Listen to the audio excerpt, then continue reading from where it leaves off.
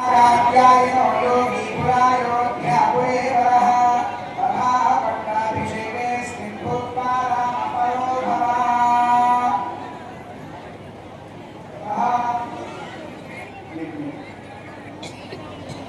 Agro गोत्रोद्भवम् कोटि श्रीमन्नारायणाचार्य धर्माणम् सुयज्ञरूपिणं करुणीमहे यथा सुयज्ञनामरिषत्पुरायोध्यापुरे वरः तथा पट्टाभिषेकेऽस्मिन् भूत्वा रामपरो भव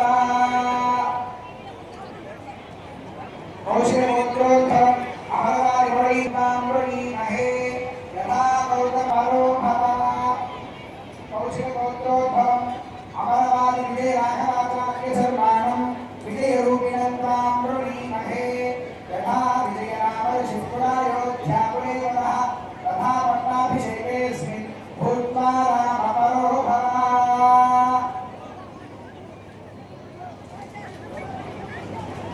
8 మంది మహర్షులు వశిష్ఠుడు వామదేవుడు జాలాది కాశ్యపుడు కాత్యాయనుడు సుయుడు గౌతముడు విజయుడు అని ఆ 8 మంది ఋషులకు గాను 8 మంది ఋషులకు ఇప్పుడు పరీక్షలు జరిగింది.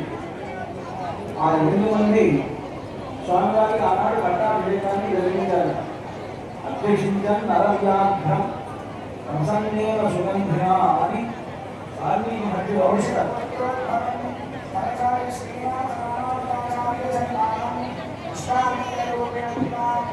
అర్చామూర్తి కనుక తగ్గితే అన్నారే మంది మహర్షులు ఇక్కడ ఉండి ఈ కార్యక్రమాన్ని నిర్వర్తిస్తారు. నిజానికి పట్టాభిషేక సమయంలో రామాయణంలో విశ్వామిత్రుడు లేడు, వాల్మీకి మహర్షి కూడా లేడు.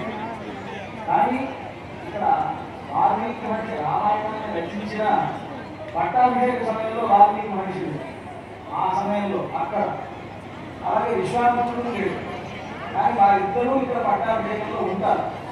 కారణం ఏమిటి అంటే ఇక అర్చామూర్తి ఆనాడు లేవు అంటే కారణాలు వేరే వేరే కారణాలు. విశ్వామిత్రుడి యొక్క సందర్భం రామచంద్రమూర్తి కళ్యాణం చేయడం వరకే ఆయన యొక్క బాధ.